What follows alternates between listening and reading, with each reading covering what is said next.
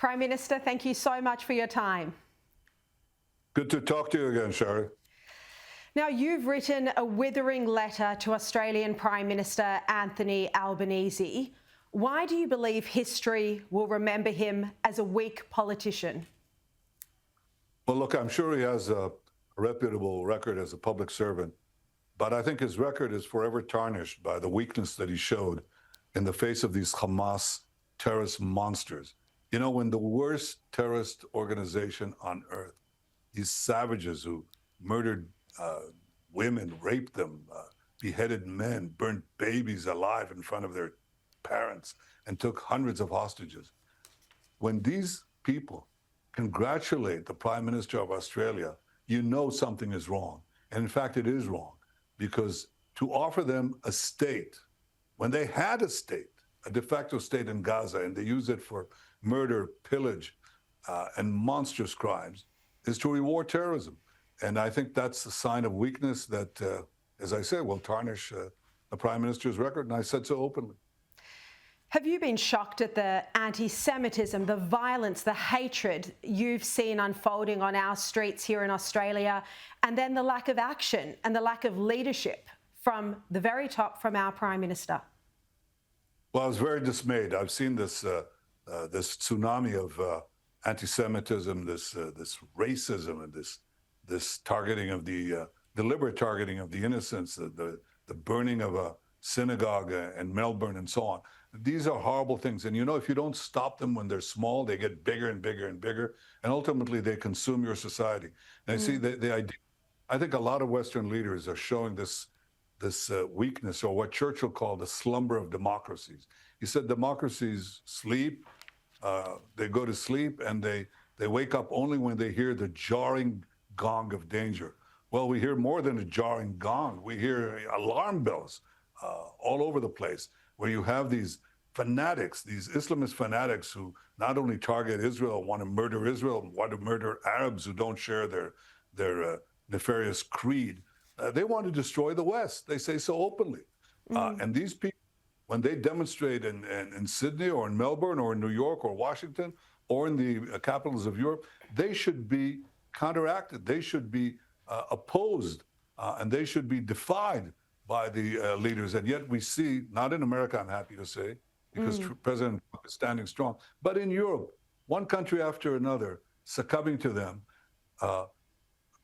condemning Israel, that is fighting these monsters and is doing its best to avoid civilian casualties, but basically giving a prize of a Palestinian state to these people who want to use it to destroy the one and only Jewish state.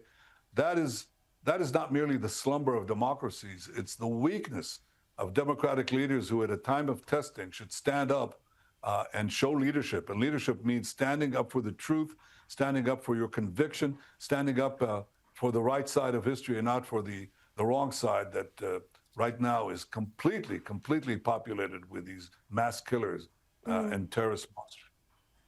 Yeah, I mean, you referenced Churchill and World War II, and I noticed that in the letter you wrote to Albanese that I got hold of, you used the word appeasement. You said of their move to recognise a Palestinian state that it's not diplomacy, it's appeasement.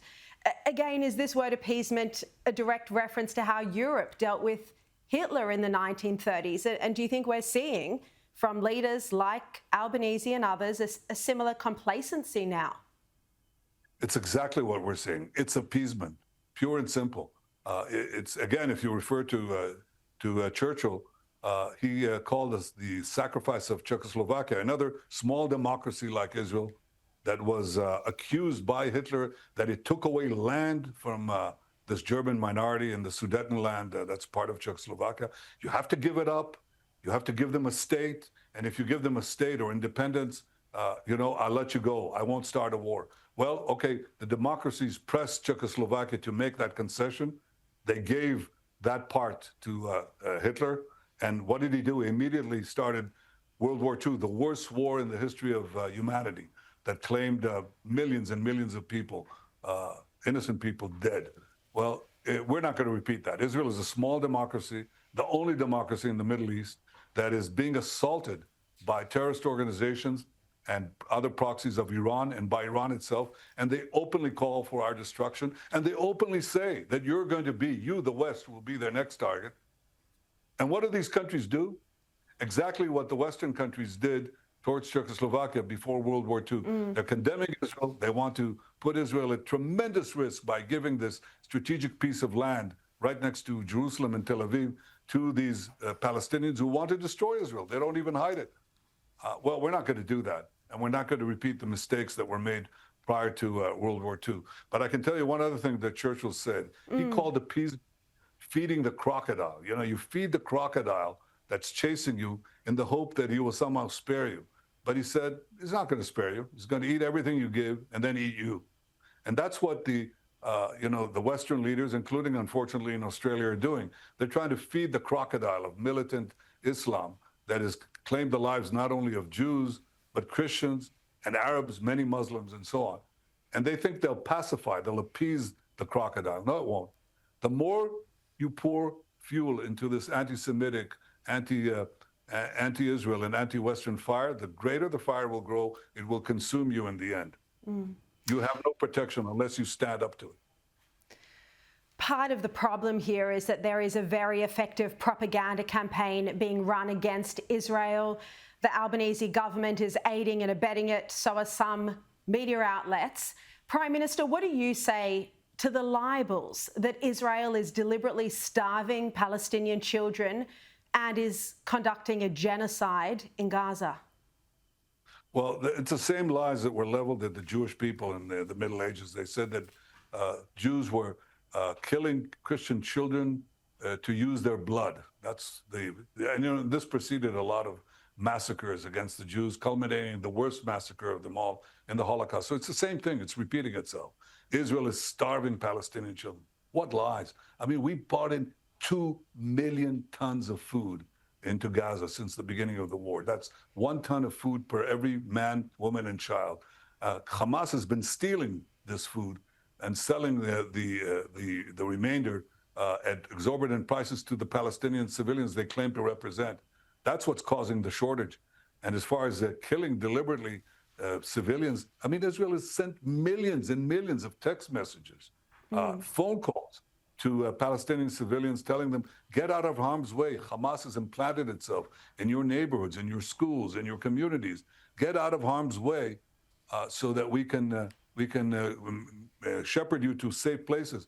And many did, but many didn't, not because they don't want to, but because Hamas shoots them if they try to get out of harm's way. So Israel is doing things that no army has done. No army has done in trying to avoid civilian casualties. Just remember the Allies going into France or then into Germany, and they go into the cities. You think they tell the population, please leave so we can come in? You know, they bomb through, they blaze the way. I'm not condemning them. I think, you know, I'm not saying Churchill in any way was at fault or Eisenhower. But Israel is doing, I'm just stating a fact, Israel is doing what no other army has done. Not in Fallujah, not in Iraq, not in Afghanistan. The lengths that we go to protect the civilian population has been unheard of. Yet Israel is being vilified, just as in the Middle Ages. And those leaders and those media outlets who know better, should know better, should be ashamed of themselves for propagating this. But I'll tell you one more thing, Sharri. Yes. You know, the Jews may have been defenseless in the face of these vilifications and lies in yesteryear, but not today. They may get away with pushing these lies against us, but we do not succumb on the battlefield.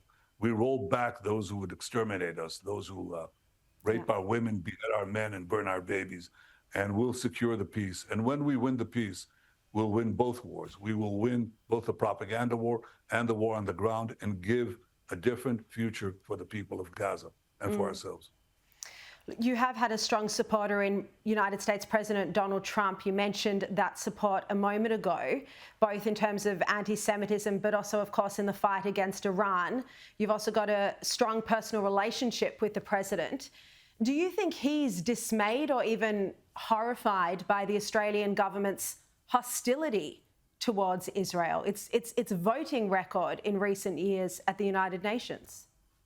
Well, it's certainly dismayed us, and I think he sort of said, you know, what these countries say is irrelevant. And in the practical sense, he's right, because we're not going to commit suicide and put another Palestinian state right next to our doorstep in Tel Aviv or in Jerusalem, because that's the distances are tiny. You know, Israel is like a fraction of 1%, I think, of Australia, just to give you, your viewers an understanding. It's a tiny country. And they want us to put in the middle of this tiny country another Palestinian state.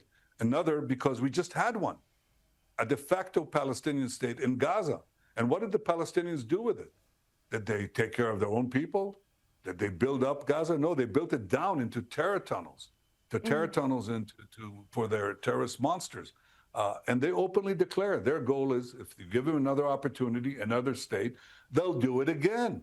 They'll kidnap people, they'll rape the women, they'll take the hostages, and they'll go to the extermination of Israel. That's their goal. So when Prime Minister Albanese and the leaders of France and Britain and others, when they say, oh, we'll give them a Palestinian state, they're actually rewarding terror. And they're saying, it doesn't matter what horrors you people do. It doesn't matter that you say that you'll go not only after Israel, but after the United States, death to Israel, death to America, death to the West. Last time I looked, Australia was part of the West, okay? Even though it's in the East. But it's our common Judeo-Christian civilization. They want to tear it down and destroy it. But it does matter, I think. In practical terms, no, it won't happen. But what will happen is you will encourage more and more and more of this radicalism in your own country, Absolutely. in your own church. Absolutely. And you will see this violence and this radicalism in your city, because if your leaders don't take a stand and they say, this is wrong, I know that what is being portrayed in the media is false, and I, as a leader, I take a stand, and I'm telling you, citizens of my country, take a stand against that too. If you don't do that, then the crocodile will get you in the end. And that's what we're seeing at the moment. Prime Minister, I'm conscious of our time together. Look, when I saw you in your office about 10 months ago, you spoke to me about the threat of Iran, which you've since dealt with. You also spoke about your hopes for expanding the Abraham Accords, a return to the normalization deal with Saudi Arabia. Is this still your vision for peace in the region, for having a stable and peaceful Israel? Very much so. I think, I believe in a simple idea. It's simple, but I think profound. It's called peace through strength. First comes the strength, then comes the peace. That's the rule in our part of the world, and I suspect also in your part of the world. If you're strong, you can make peace. If you're strong, you make allies. That's how it works. And Israel is strong. It's strong, yet fighting, with just means, a just war against tremendous vilification and lies. But we don't give up. And I think we're on the verge of completing this war, a seven-front war that includes Iran and its proxies. And when that happens, I think we'll have tremendous opportunities to expand the peace. I myself made, with President Trump, the Abraham Accords, 4 peace treaties with Arab states that hadn't been done for a quarter of a century. And I think after our victory, we're going to have plenty more. There are reports tonight that Hamas is on the verge of accepting a deal for a ceasefire. Is this true? And do you still plan to take over Gaza and eliminate the terrorists if they do agree to a deal? Well, we're going to do that anyway. That was never a question, that we're not going to leave Hamas there. I think President Trump put it best. He says Hamas has to disappear from Gaza. We can't leave these. It's like leaving the SS in Germany. You clear out most of Germany, but what? You leave out Berlin with the SS and the Nazi core there? Of course not. But I've said that this war could end today. It can end it if Hamas lays down its arms and releases the remaining 50 hostages, at least 20 of which are alive. And that's our goal, to get all the hostages out, to disarm Hamas, demilitarize Gaza, and give a different future for Gazans. And by the way, you'd be surprised, Sharri, I don't think this was true when I last met you, but it's true today. We have Gazans fighting Hamas, and they say, Prime Minister, don't stop. They're very brave. They fight Hamas. They say, free us from this Hamas tyranny. My goal is not to occupy Gaza, it's to free Gaza. Free them from Hamas tyranny, free Israel and others from Hamas terrorism, give Gaza and Israel a different future. And I think we're on we're close to doing it. It'll have to, of course, mean getting the last strongholds of Hamas. They shouldn't be there. Everybody understands that. Get rid of the crocodile. Very quick last question. What will it take to restore the friendship between Israel and Australia? There's been a great underlying friendship there for over a century. In 1917, actually, in 2017, I had the 100th anniversary in Beersheba, celebration of the Australian forces along with New Zealanders who actually liberated Beersheba from Ottoman rule. And, you know, we had the charge of the Australian light horse reenacted. It was very moving. And we've had a great relationship over the years. I think it's been gone astray because I think leaders did not show the strength and conviction that they should have when we're fighting the war of Western civilization against these barbarians. And I think ultimately, most Australians will get it. If they don't get it now, they certainly got it. I think many of them will get it today, and many will get it once we finish this war and give a future of peace and prosperity. Absolutely. I want to assure you and I want to assure them that we will win. Prime Minister, thank you enormously for being here, for being so generous with your time today. We greatly appreciate it. Thank you. Thank you, Sharri.